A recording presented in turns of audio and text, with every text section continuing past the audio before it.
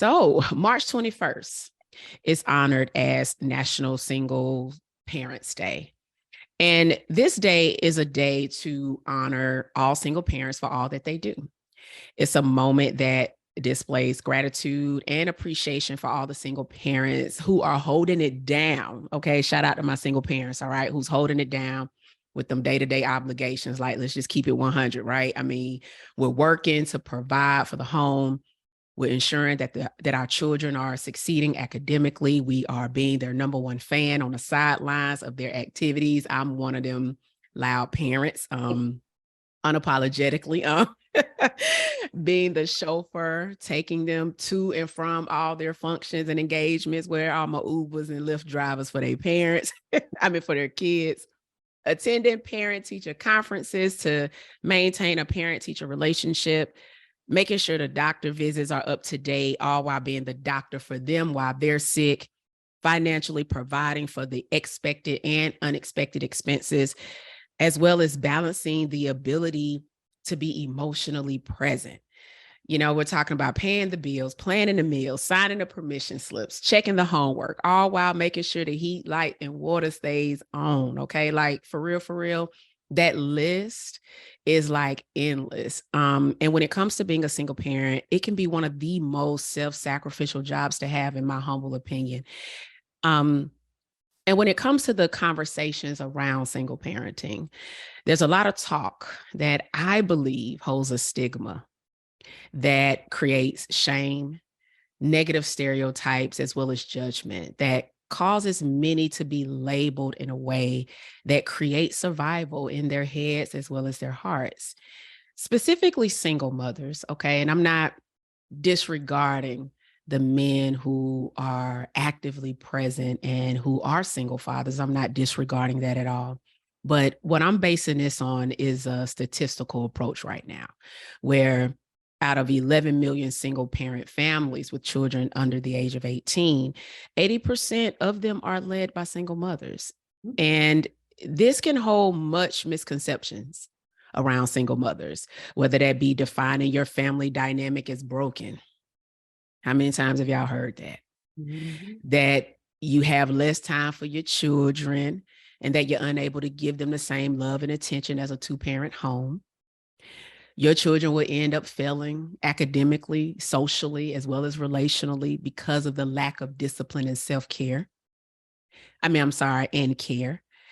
You are unable to have the financial means to give your kids a good quality of life. Therefore, you'll always have to struggle and that your children will go without.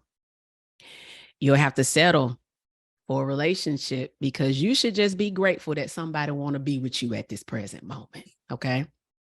That you are an unfit parent and you're always looking for some form of a handout, or that your lives are just miserable. And the only way it can have meaning is if you have a partner. And when I speak of this, I'm not to disregard the benefit of having quality support in terms of both parents who are both willing to make their kids the focus. I still believe in that wholeheartedly. However, what I've also come to understand is that everyone may not have that dynamic. Now, even though that may be the case, my concern is what narrative is that specific single parenting believing about themselves and their lives that could possibly hold them hostage to being in survival, that it gets in the way of them potentially thriving. Okay, so that's what we're talking about today. We're talking about thriving. And what I wanted to do today, I wanted to bring a guest on that I found out here in these internet streets. Okay, I'm always looking for somebody out here in these internet streets, right? And I ran across a profile by a lady named Samantha Gregory. And I was very intrigued by the things that she was saying in terms of, single parent thriving. And I wanted to bring her on to the podcast to have this conversation. And so Samantha Gregory has been empowering women since 2008 with her blogs as well as her books.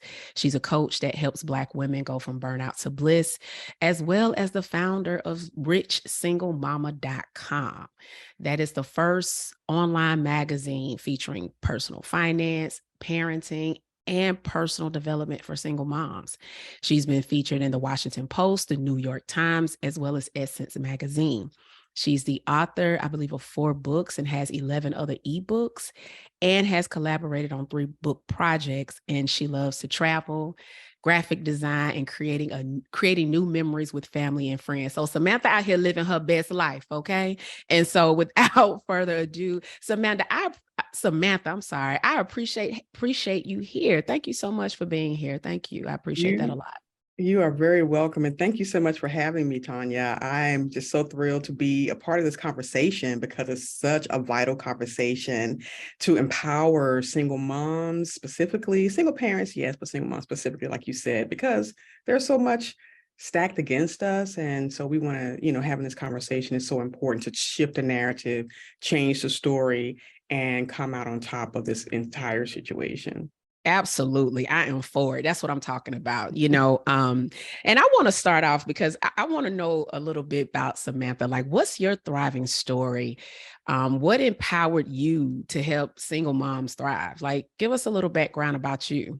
Sure. So it all started one day, no, once upon a time.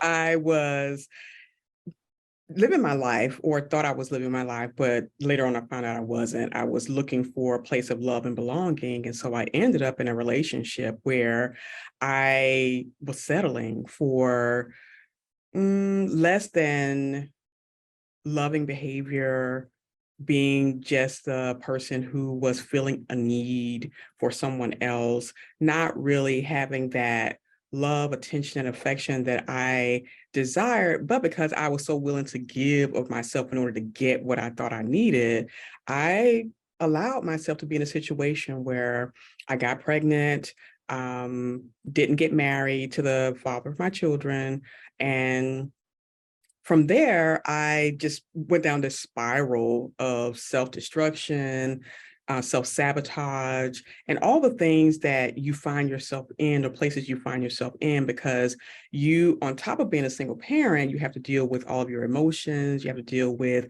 the dark feelings and thoughts that come up.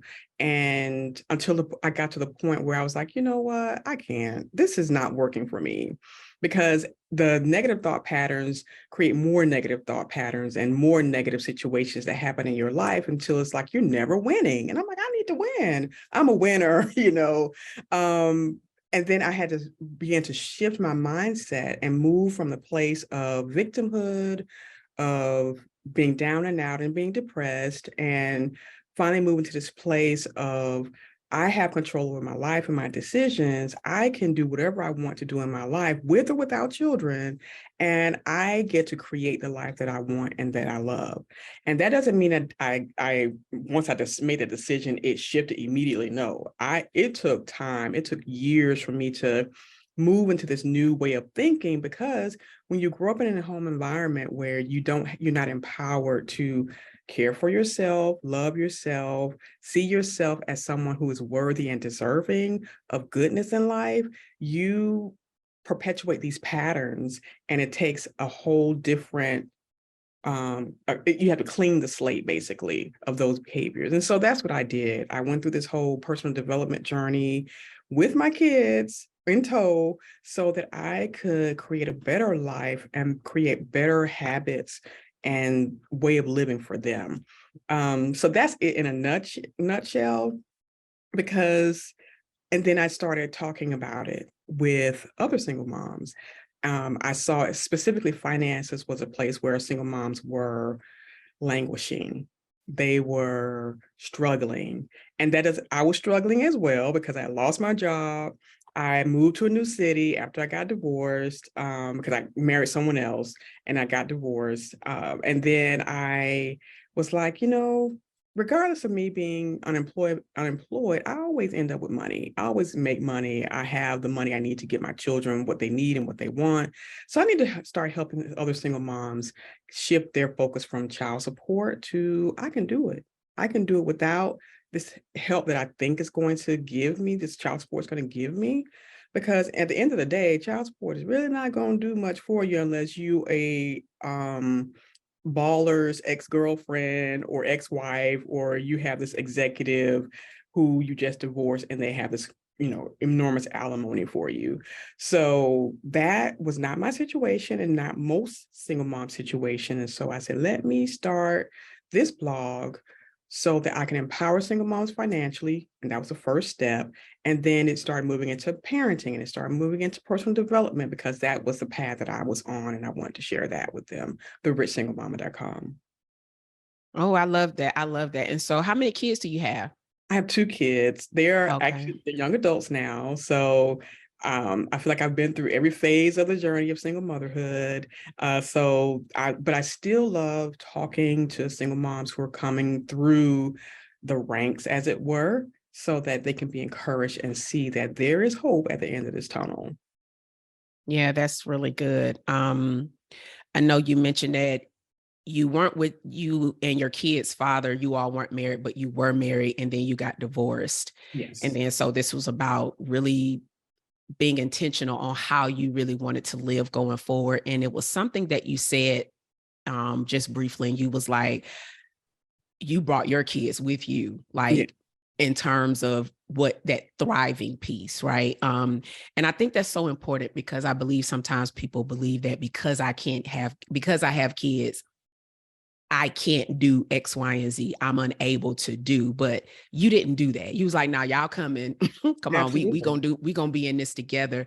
Because I wanted to know, did you ever experience any guilt or judgment or shame or even feeling like you couldn't provide because of, hey, I was with this guy, we didn't work, then I got married and we got divorced. And like you said, you lost jobs and you kind of went through this financial hardship, but then that's that emotional and mental piece. There's so many different variables with this. Did you ever feel any guilt, judgment, shame? Like, Absolutely. I grew up in the mhm. church. I was a leader in the church. I was doing all the things. And then I ended up pregnant with a out of wedlock. So that was a main source of guilt and shame was the church. And some of it was self-inflicted, some of it was because people in the church judging and etc. And then when you get out into larger society, when you have to apply for food stamps, you have to apply for WIC, you have to apply for Section 8. And I never got on welfare, but I had those other supplemental assistance tools available for me. And I felt guilt and shame over that. But then that was also the catalyst for me to increase my income because I'm like, you know what? I can't keep giving these folks, telling them all my business, every move I make. I was like, no, I'm tired of that. So there was that part of it as well. And then when in the school system, putting my kids in school and dealing with well, where's their father? And, having my daughter has her last name is different than me and my son's last name and dealing with that. And so I had all the different stories and narratives and projections of other people in my mind and my heart and where I had to overcome those things. And I had to finally, just kind of sit up a little taller and say, you know what? It doesn't matter. It's okay. As long as my children are getting what they need and as long as you're providing what they need, um, then what I do in my status has nothing to do with it. And then those people who also judge me, whether in the church or in society, I'm like, first of all, you don't pay my bills. You don't sleep in my bed. You don't do anything for my children. So your opinion doesn't matter. And it took me a while to get there. But I'm also feisty anyway. So I'm like, first of all, you need to go Right. down The first somewhere. of all, yeah, that's how you know you feisty when you start that. First of all, that right there already tells Right. you a lot. Yep. Yeah. Um, I like that. And I kind of want to go into like some of the challenges that you feel like single mothers have difficulty working through because when you hear the word single mother, again, as I mentioned earlier, there's a lot of myths, there's a lot of misconceptions, there's a lot of negative judgment towards that. What do you feel is some of their biggest challenges to work through in order to get to that point of really being very unbothered?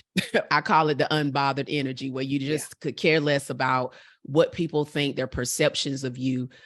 What do you find to be some of their challenges? Oh, wow. Some of the challenges, family is a big challenge for a lot of single moms. And that's just the unadulterated truth. When your family has this idea that you should be with someone, regardless of how they're treating you, just so that the children can have a two-parent home. That is Wow. a problem. And Mm. you and fighting against that, especially when you've been in a string of bad relationships, or being encouraged to stay in a relationship because you don't want the kids to be embarrassed, or you be embarrassed, or the family. It's really about the family. They don't want to be embarrassed, that their daughter or whatever is a single parent. So I think that's one of the biggest challenges that they face. Financially, is finances is one of the biggest challenges they face as well, because you don't have that extra income from another person to help balance out all the responsibility for what you have to do. And like I mentioned earlier, child support typically does not cover, it barely covers milk, if we're really being honest. And so if you're not receiving enough, then you can't rely on that. Especially if you have emergencies, you need to take the child to the doctor or hospital, or you have a car breakdown or an appliance breakdown, any number of things. So that the finances is a challenge as well, which I think causes more stress than what other people think, because you're like, are we going to end up on the street? I had that thought many times, because it's like, I can't pay the rent and then try to pay for this car that just broke down. And then you have other things piled on top of that. It's like, oh my God, what am I going to do? And Mhm. you don't make enough money. And so that's why it's like, I'm always encouraging, single moms, any woman, please get a side hustle, or get trained so you can get another a higher paying job. Mhm. Um, because if you don't do that, you're going to always be in this stressed out state of mind because of money. And Yeah, for that's some, real. it may seem, they may think, well, it's easier said than done. Yes, it is, but it takes a decision that I'm going to do whatever it takes in order to make more money. And if that means you have to quit a job to get another job that makes more, then that's what you need to do. But Mhm. there's nuances, of course, because everybody's different, and level of education is different, training is different, etc. But those are the two biggest things I find that single moms are challenged with, are what other people think about their situation and the finances. Yeah, I love how you said that about it being about making a decision. I think that part separates survivors from thrivers. And Yes. I understand the surviving piece for those who are listening. I'm not here to discount that, because I was in survival mode a Mhm. lot longer than what I should have been, all because of the narrative, right? Which is what we really want to tackle, because that narrative will you will make desperate decisions from survival, right? Yes. Especially about the finance piece. Like, um, I wrote this in my book about, I lost a job too, just like you, 2 weeks after my separation, during the recession in '08. It was just horrible. And I downplayed my salary on purpose, right? Just because I always navigated from a place of survival. I thought I always had to barely just have enough to get by, even with a degree. So this was even on a level of education, right? It was just the mindset that I was attached to. And that's the part that I really want to talk about. Like, how does one get to that point of wanting to thrive? Because I believe a lot of people are in survival. They're Yeah. making it, they're keeping their head above water, and they're on this autopilot 95% of the time and not even really realizing it. They're around people who speak negatively of them because of their situation. And what happens is that feeds into what you already believe, right? And it grows and it expands. And so, how can we get to that part, right? I want single mothers to be able to understand that I don't have to struggle. I don't have to survive. I can intentionally thrive, and I can do it on purpose. What can they do?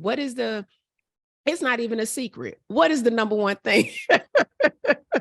Like you said, making a decision, even if you don't know the next step, making a Mm, decision that I want more for my life and for my children than what I'm doing right now or what I'm getting right now.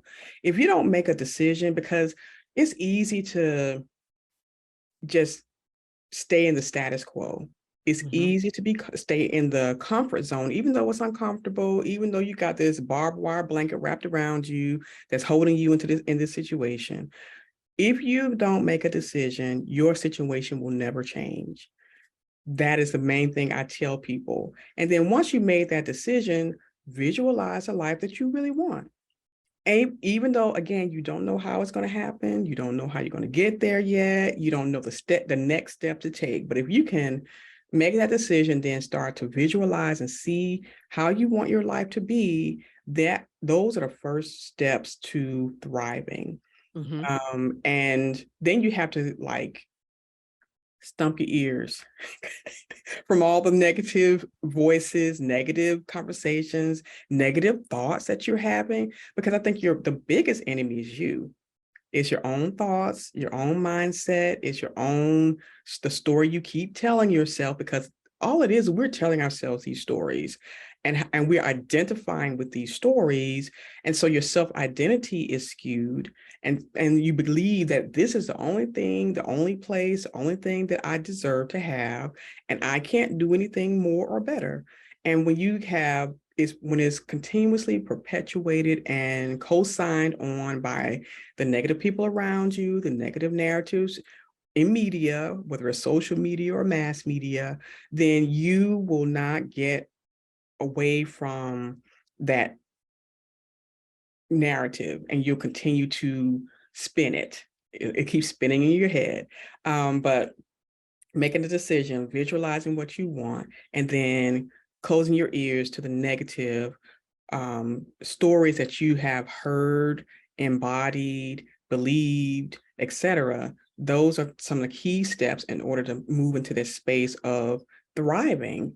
And then once you do that and make that decision, it's almost like something magic happens. It's like, okay, I've decided I'm going to be thriving. I've decided I'm going to get a new job. I've decided I'm going to live in this nice neighborhood in this city that I live in. My kids are going to go to that school, or I'm going to get this type of car. I'm going to finally take a vacation, and I'm going to be able to pay for it. Because one of my biggest things was I need an all-inclusive vacation somewhere with my kids. And for me, that was a cruise. And so that was all inclusive, because I can go on a cruise, everything is included, and I could take my kids because they're going to have a child care center, etc. And so that was like one of my goals. And I started working towards that. I up-leveled my skills at work.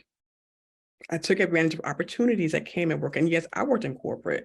Some people don't have that right now. They may be working in retail. They may be working in a warehouse. They may be working, blue collar job or what have you, in the grocery store.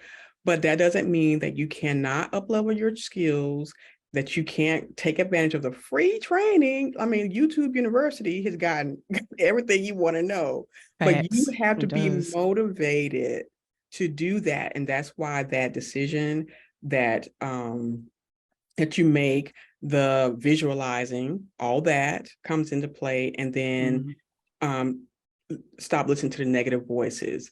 And then the next thing is taking inspired action or aligned action. And that includes, again, finding a course that you feel like you want to take, whether it's in tech, which I wholeheartedly encourage, because that's like the fastest way to get into a new pay bracket, and go from there. You make a plan. Visualizing is making a plan, setting goals. If you don't write it down, that's another thing. Writing it down, you have to write it down where you want to be in a year.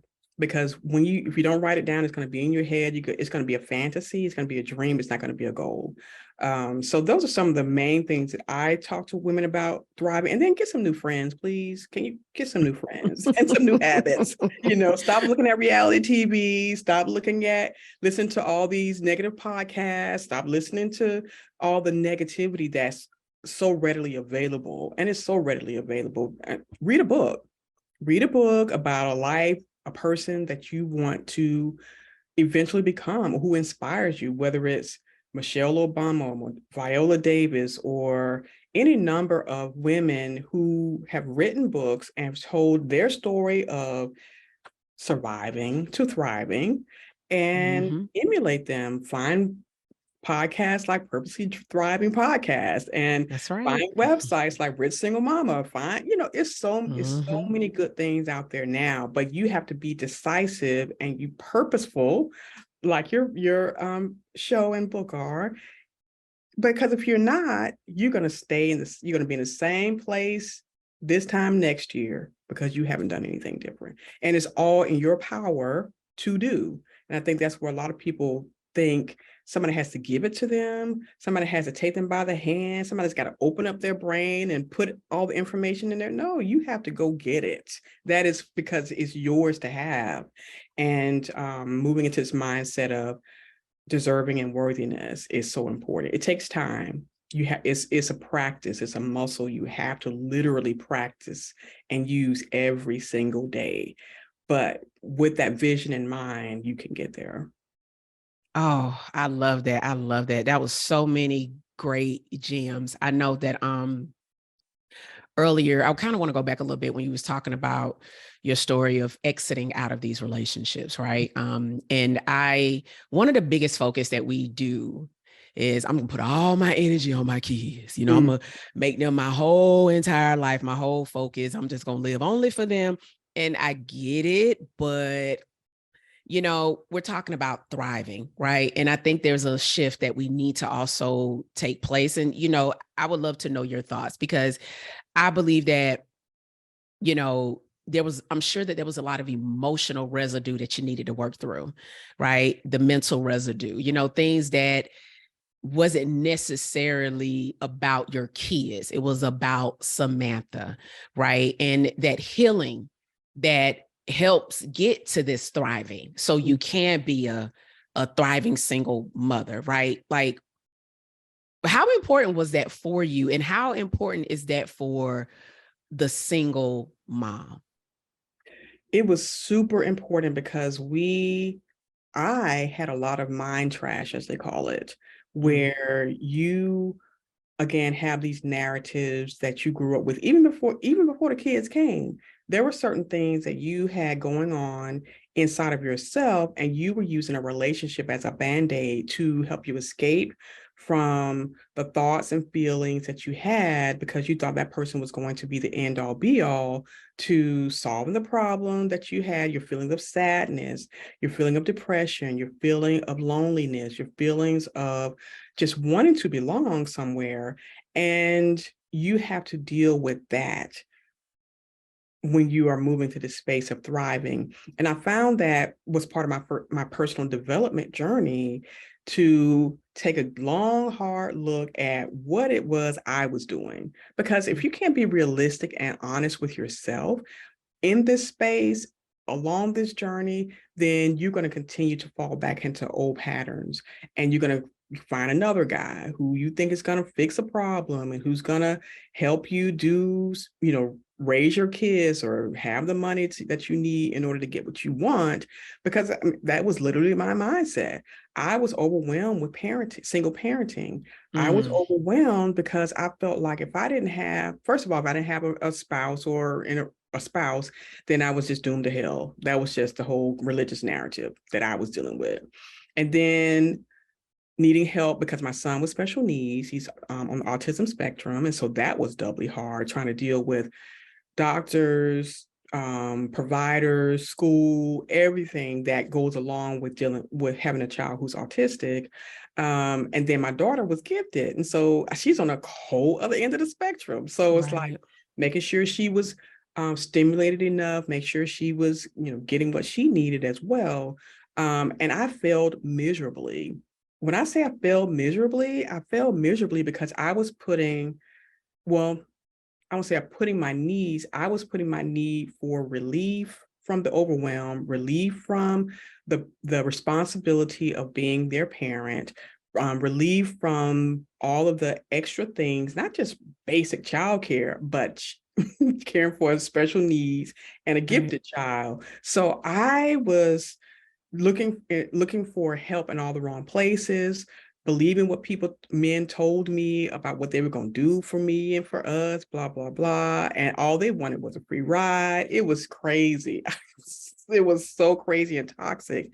And then ending up in an abusive relationship in marriage, and it was just one thing after another. But it was because I was trying to escape the real problem, which was me being true to me healing my wounds, me understanding that the different traumas that I faced when I was younger was causing me to make these decisions in my adult life.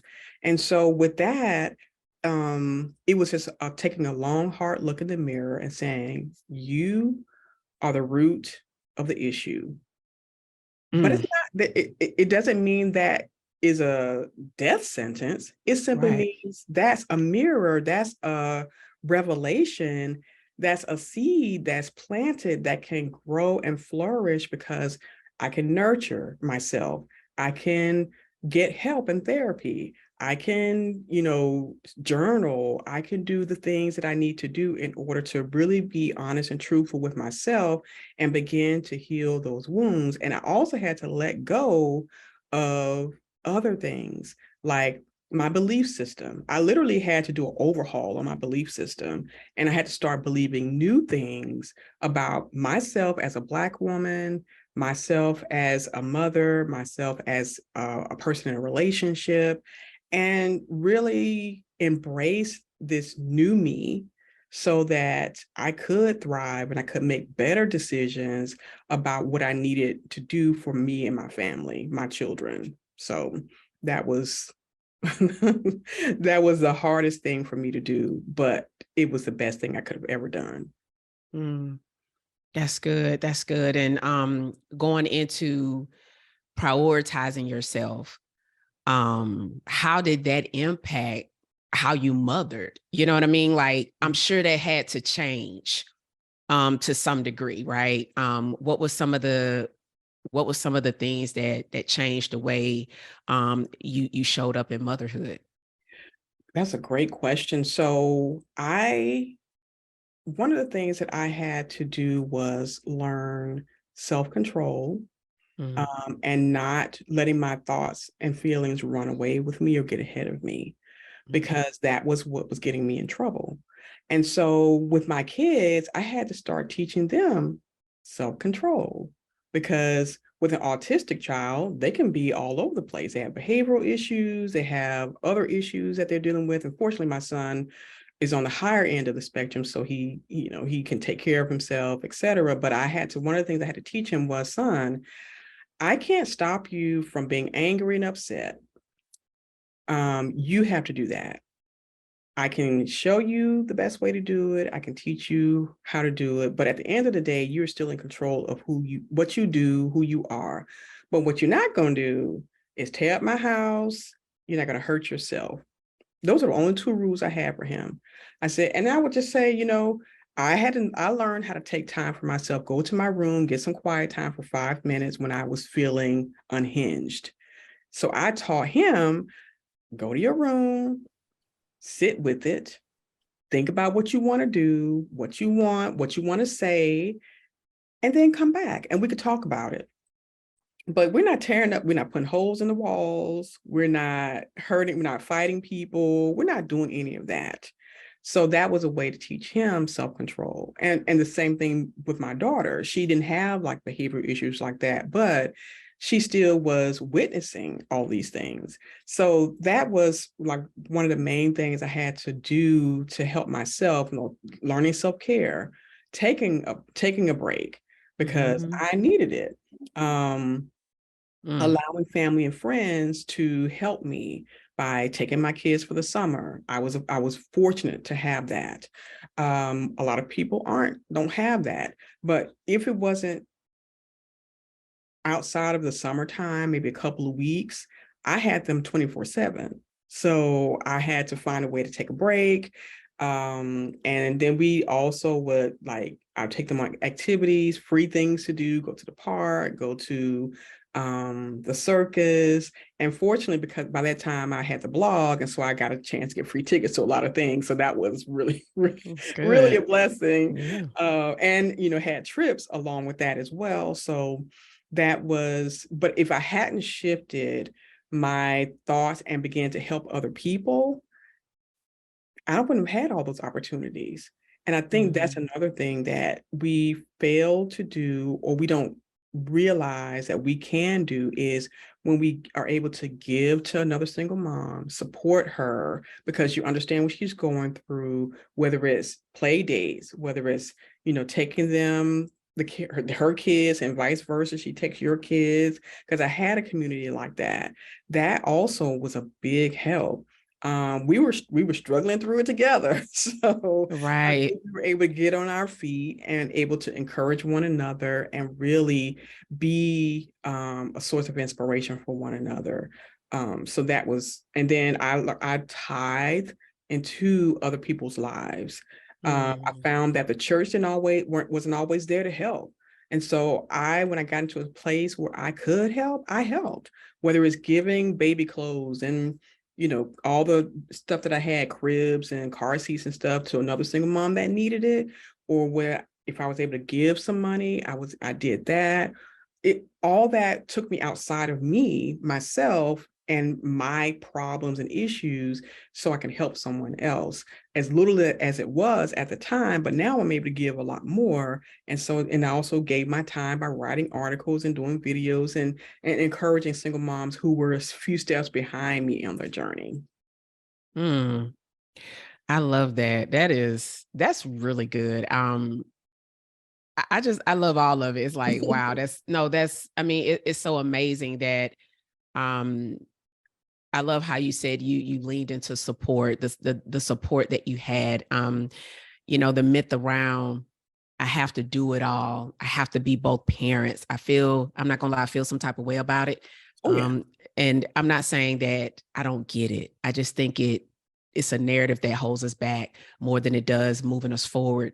Mm-hmm. Um, that superwoman's, mentality of, I gotta do it all. And so we reject, or we're not even able to see the help that is presented in front of us because of the narrative we have. It's not, and here's the thing, it's not that people don't even want to help you. You can have the help, but you Yeah, just aren't able to see it because of the narrative you're holding on, that you really have to do everything. Do you agree with that? absolutely. That was one of my biggest struggles, Mine too. especially when I needed financial help. Like if, there was a problem, there was an issue, I couldn't pay my rent because I was in a lower paying job at the moment, or I had an emergency I had to take care of. And so that left me in a deficit. And so being able to call people and ask for help. And I think that narrative came from my family of origin as well. And so you have this pride, quote unquote, that I can't help people, or people think less of me, and in my mind it was like, I should be able to do this by myself. And that was the worst thing, because that caused so much stress, so much stress. And it was affecting me physically because I was so adamant about doing it all, being the superwoman, until I had to look at myself and say, you know what, this is not working. We have Right. to do something else, because if you keep doing this, you're going to end up with a pretty critical health condition, because you're trying to do it all. I was working, I was in school full time, I was taking care of my kids, both, again, special needs and gifted, and I was trying to deal with a toxic relationship, which I ended up letting go. But and then all the other things that mothers have to actually deal with, we have to plan 5 steps ahead in order to be sure that we've got food in the house, the kids are home from school taken care of, we got to take care of their medical, everything, all the whole list you read at the beginning of this podcast. We're always having to be in this mode of constantly being ahead of all these things so that we can make sure our kids literally survive. And so that, on top of financial problems, dealing with your own depression or internal issues, dealing with family and friends who always in your ear, trying to tell you who you are and what you should be doing, and you ought to, oh my God, the parenting advice you get from people is so stressful, because it's like they want you to be perfect. But I'm like, but you aren't perfect. Look at me. I'm still struggling right here. So Right. you expect me to raise a perfect child when I wasn't raised as a perfect child. But those, yeah, the finances, the living situations, taking care of kids, childcare, working, all the things, going to school because I would want to create a better life for myself and my children. So it was challenging. It was not um a smooth ride by any means, but you get to the place where you overcome it and you train your children to be a part of the process of the household care as well, so they can take a little bit of pressure off of you as well. Hmm. Yeah, letting them know we're a team, Hmm. and what they can contribute based upon and keeping them remaining children, if that makes sense. Yes, I think yes, that that is important too. Did you feel,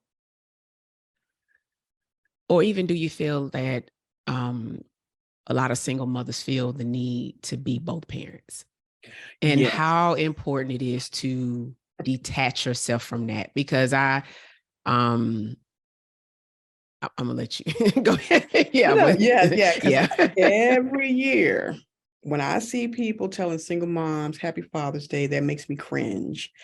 And I get it. I understand where they're coming from, but I'm like, no, because that is added pressure on you. And you cannot literally be both. You can be you, period.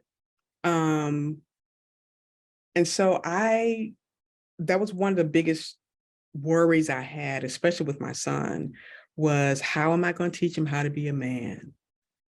Well, I had a revelation. It was like, well, you can. You could teach him how to be the best human being possible, who is kind, generous, loving, and responsible and respectful. You can teach him that. And I think we're in need of more good humans than we are in need of more good men by the society standard. Mhm. Because if he can't be a good human, how is he going to be a good man? I think that's kind of like that's the natural progression. Good humans make good men and women. And so if I could teach him how to be that, and yes, no, I can't teach him all the hormonal things that happen to men in their growth stages. I can't teach him, and I won't teach him how to be this super misogynistic, masculine version of a male. I'm not teaching him that, but I can teach him that you can look after your neighbor, you can love your friends, you can take care of the people who you love, you can be responsible, and you can be a positive contributor to society. Mm. I can teach him that. And so I think if you are able to define what parenting is, what motherhood is, what and translating that into how to teach your children how to be good people, then I think you won't have that need to be a father. Mhm. You don't, because they're gonna see your male children and your daughters, they're also gonna see other men in society. And you can also be the voice to, for lack of a better word, warn them about, well, that's not a good representation of malehood or manhood. That's what a good man looks like, blah, blah, blah. You can steer them through. And I always have a problem with women who throw their sons specifically into sports and um, schools where there are a lot of men around without vetting them first. You have to Mm. vet them just like you have to vet your own relationship with the man, because that man may not be above board. He may have some ulterior motives. He may be someone who abuses children, um, or misleads them or leads them down the wrong path. So you have to be just because he's a man doesn't mean that he's good for your child to be involved with or around. That includes family. That includes extracurricular activities. That includes school as well. I was a hawk. I'm like, I'm watching everybody. Anybody decide they want to do something crazy with my kids, trust me, you're gonna regret it. So Mm. I'm like, I mean, Mama Bear, because I was just very, I would say, hyper vigilant. I gave everybody the stink eye because I'm like, I don't know you, and I don't know what you're trying to do, but I got my eye on you, and I need you to know that I got my eye on you. So Mm-hmm. we're not having these shenanigans. We're not having these issues. And with that, I think I was able to save my children from a lot of trauma in that regard. Mm, And that doesn't mean that I was 100% in that. right. But and then when I saw that there was a situation where there was someone I was dating and it was going left, I cut it off. I'm like, oh, you got to go. You can't be Mm, in my children's life, because my responsibility is making sure that they live and they survive as best they can without this added trauma, pressure, or experience that's going to take them down this road that they don't need to go down. So you guys to go. yeah, that actually kind of leads me into talking about relationships and dating. No, and I love what you said about everything in regards to, really being the best mother you can be. And from that space, you can um vet. And I like that, being able to vet those male models who could be good for your child's life and things that they can teach that you may not be able to. And I love how you said that. And I want to kind of go into relationships and dating, because you mentioned that, okay, you know what? He ain't giving. So he got to go. Okay. And I wanted to talk about that, because do you did you ever, was there ever a point in you being a single mom that you felt like you had to accept whatever was available from Mm, another guy? I did. I had a period in my life that I called out of my mind. I was literally out of my mind. I was, when I was in this desperate state, and you talked about that earlier. When you make desperate decisions, you find yourself in desperate situations. And I found myself there for a few years. I was like, it's almost like I can't even remember what happened, though I can, because I'm no longer in it, because I was so in this space of survival. Mm-hmm. I was so in this space of, if I don't get help, if I'm gonna, hurt someone, hurt myself, hurt my kids, blah, blah, blah. Um, and so I found myself in relationships out of desperation Mm-hmm. versus wise decision making. And because I did that, my kids do have to have some therapy, and they're not exempt from that, because when we go through situations because of my decision, then I have to first apologize for that. I have to get you help for that. We got to talk about this. We have to heal this side of this part of you, not just them, not just me, but them as well, because they had to come along with this experience because of my desperate decision. And so I found that when I made those desperate choices, I always made a bad decision. I was looking for familiarity. Mm. I was looking for someone to rescue me. I was looking for someone who was going to make it all better.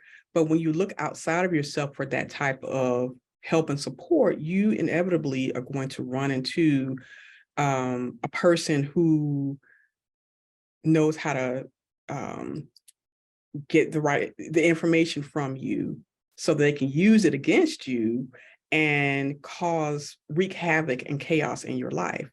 And not being able to recognize a good man if it slapped me in the face at that time. It's that side too, though. It's not just about people doing you wrong. I mean, you could Right. meet somebody who really want to treat you right, right? You know what Yes. I'm saying? It could go, Yes. yeah. Yeah, yeah. And so I didn't see that. I couldn't see that. And because again, the negative mindset I had was attracting these type of people into my life, because I was again coming from a place of desperation and not wise decision making. But then when I finally got to the place where I was clear, um, where I was able to make choices that benefited me in a healthy way and my family in a healthy way, then I started to attract better people. They weren't Mm-hmm. necessarily the best, but they were better than what I was attracting before.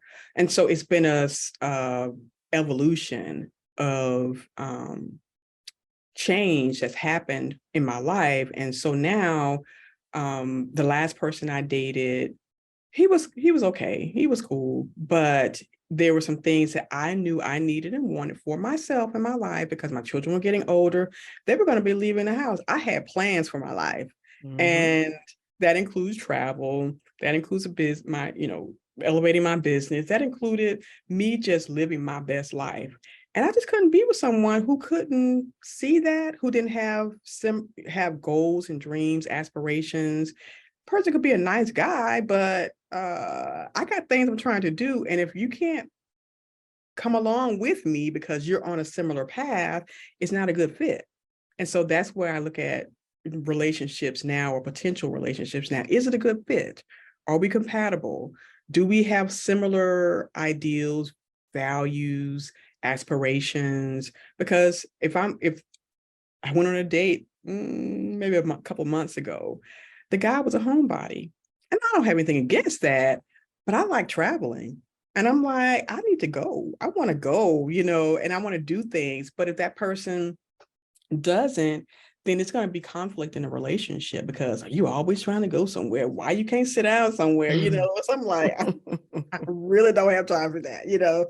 So I need to be with someone who's on the same page as me.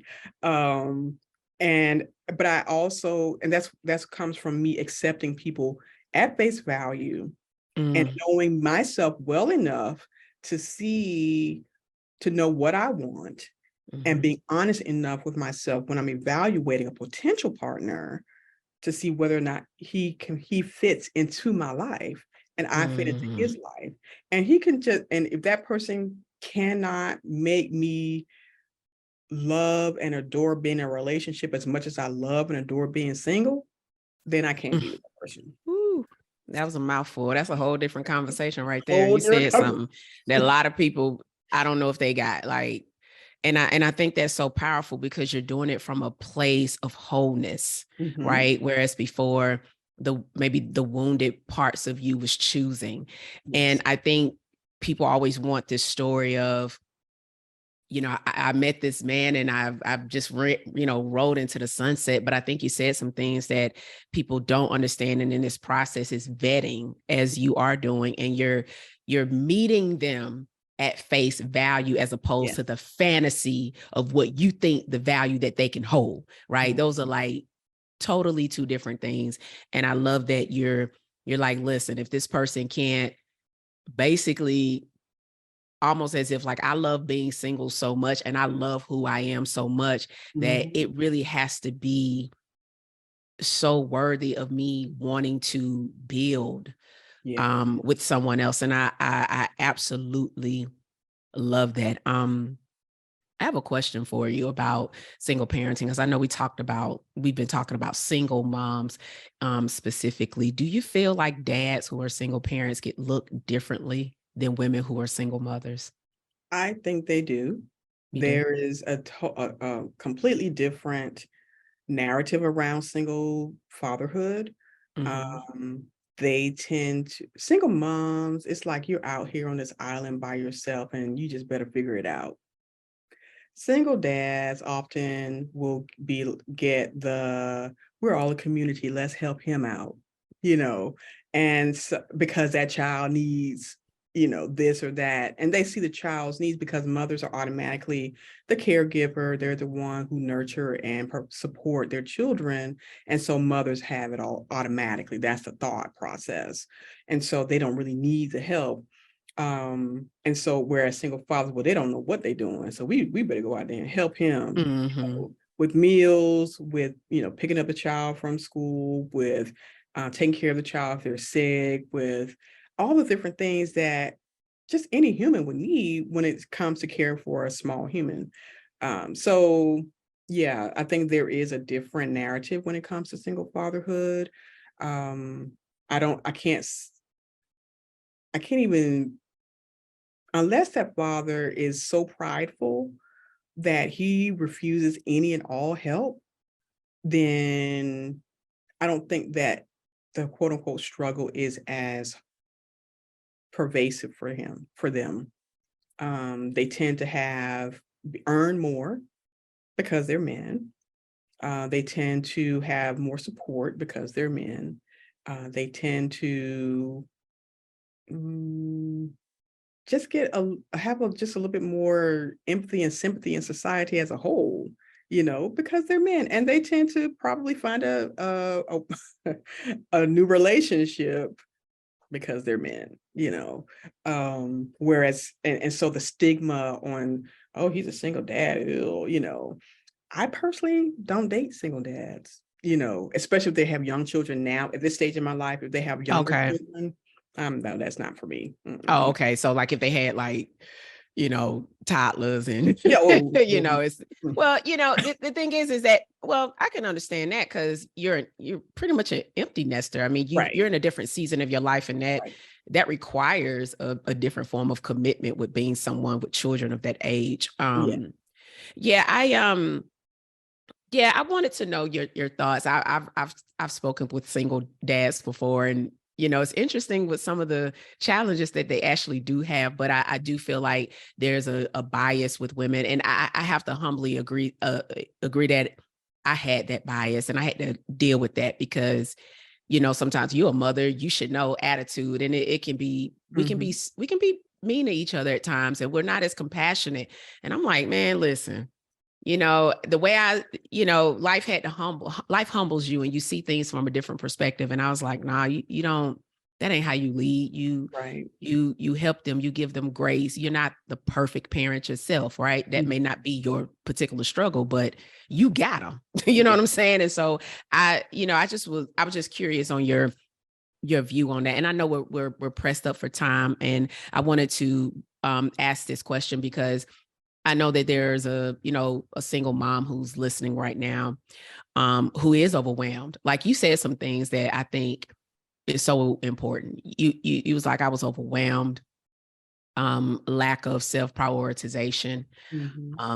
I've actually worked with women who have children with special needs. I mean, it gave me an idea to bring that to a podcast to talk about raising autistic kids as single parents, because I don't know if it gets talked about a lot. They're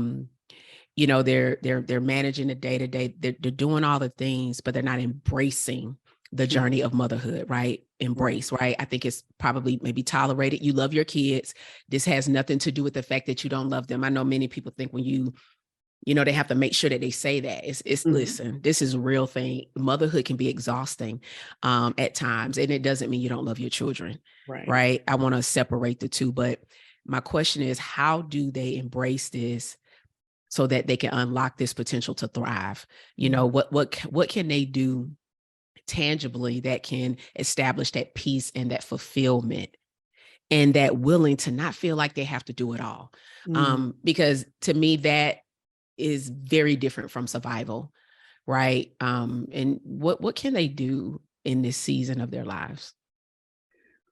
I think the main thing is realizing that happiness is a choice.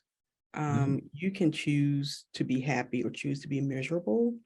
And when you decide, I'm going to be happy, that's going to, I think, open you up for amazing possibilities for yourself and for your children. It's going to help you prioritize self-care in the manageable, affordable ways that you can do it. Whether it's one of my practices when I got home with the kids was I go to my room, I close the door, and I lay there. I just lay down and reset for 5-10 minutes. Yes. That car too. That car. Sometimes you just got to sit in there and be like, yeah. Okay, Yes. And then train them when the door is closed, do not knock on the door unless someone is bleeding or the house is on fire.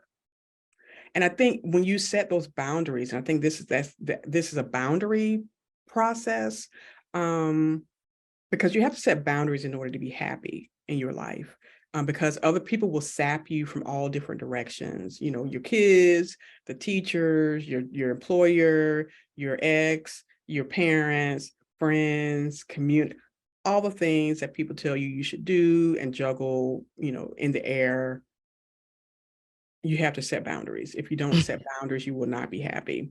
I love And it's that. not selfish to set boundaries. I think that's the other thing you have to realize. It's not selfish to take care of yourself. And that was a very hard lesson I had to learn. I just, put some candles on light some candles while I'm taking a shower, lights off.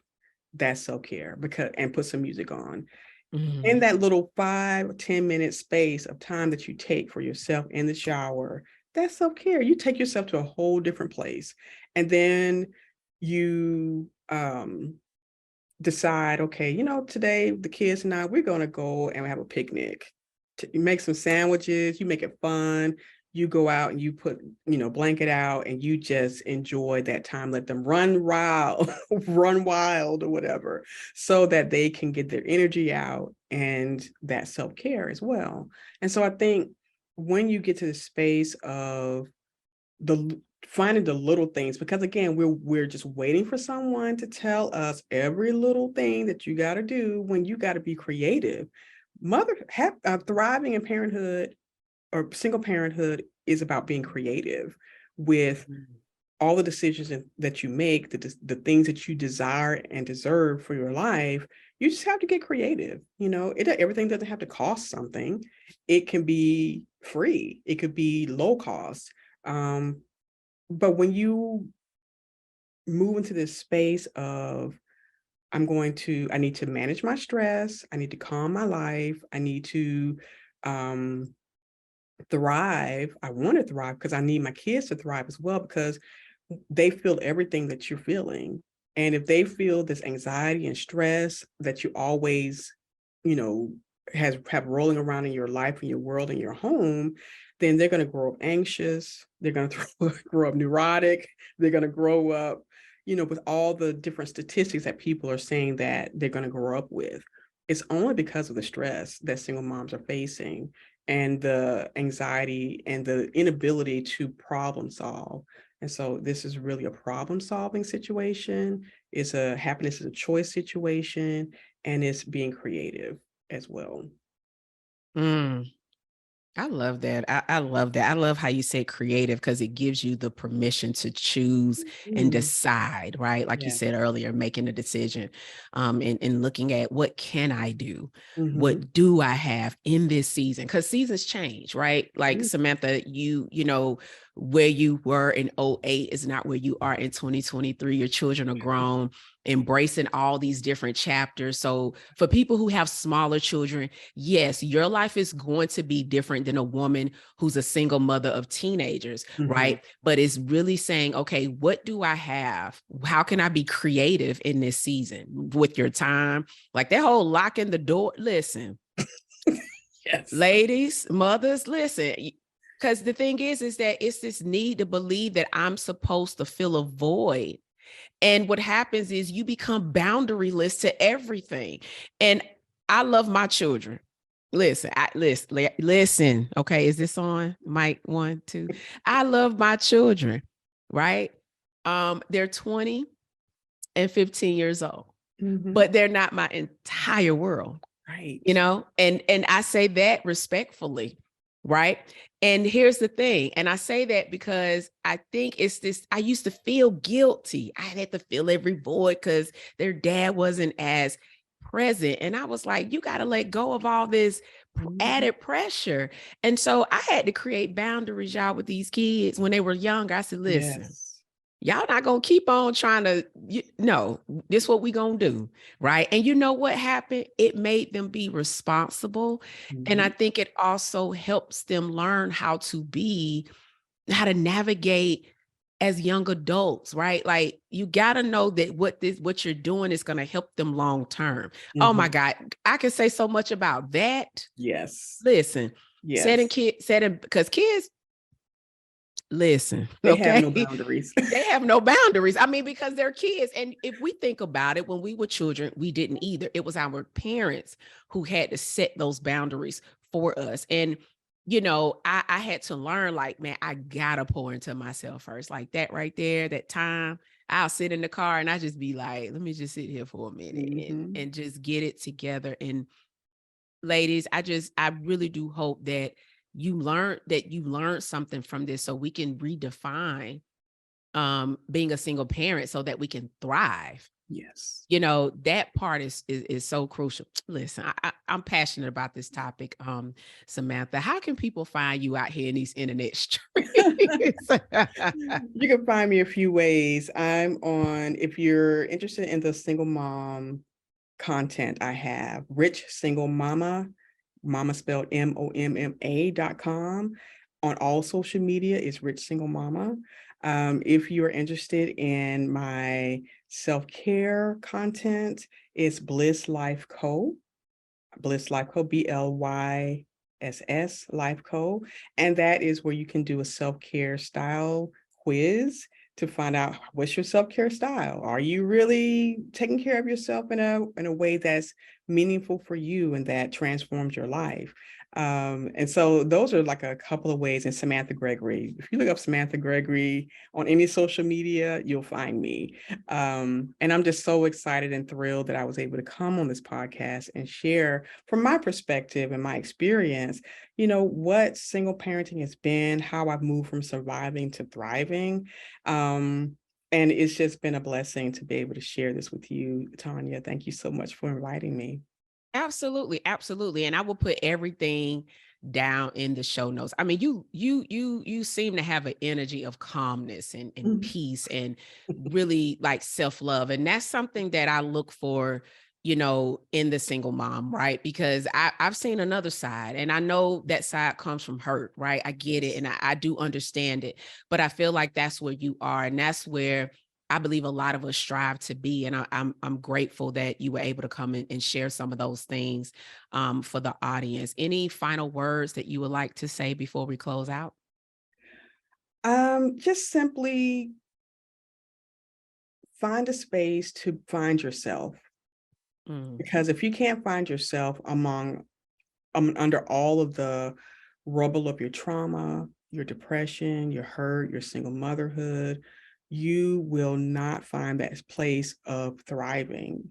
And it's so important to, like Tanya said, pour into yourself, put yourself first. It feels selfish and it feels strange right. when you have Almost children. get guilt, Yeah, that, guilt. yeah. Yeah, so you have to find this selfish place in you, because when you're able to fill yourself up, then you can give from the overflow, because Mhm. that is really the only space that people should be taking from you is from your overflow. But if you're coming from a deficit, if you're coming from this dry well, then you're going to hurt yourself. And that is not what we're here to do. We're here to, and you can't be the best example for your children when you're in this space of depletion, depression, and despair all the time. They need to see a healthy, whole, happy mother. They need to see that Mm, so that that's they good. become healthy, happy, whole young adults and adults, and children even. So, and you're teaching them, how to set boundaries so they can stay safe, so that they can, grow up without all this extreme traumas. And then more than anything, get therapy. You need it. And there are resources out there that you can sign up for that you get free or low cost therapy, whether it's through your job, whether it's through other foundations out there, there's some help available for you. I love that. I love that you said that. Like, get the Yeah. therapy, get the help, navigate these different narratives and belief systems so we can detangle Yes. a lot of these things that we're holding on to. Samantha, thank you so much for being here. I appreciate you, being here. I know it's going to be a blessing to those. And for those who are listening, what can you do? Mhm. Right, to embrace this new journey, right? It is a journey, it's a process, and and it can be one thing, whether that's therapy, as Samantha said, reading a book, as you mentioned, just being very intentional on making that next decision so Yeah. that you can start this journey of thriving as a single parent. Okay. So thank you again, Amanda. I appreciate you and you take care. Thank you so much for having me. Take You're care. welcome. Mhm.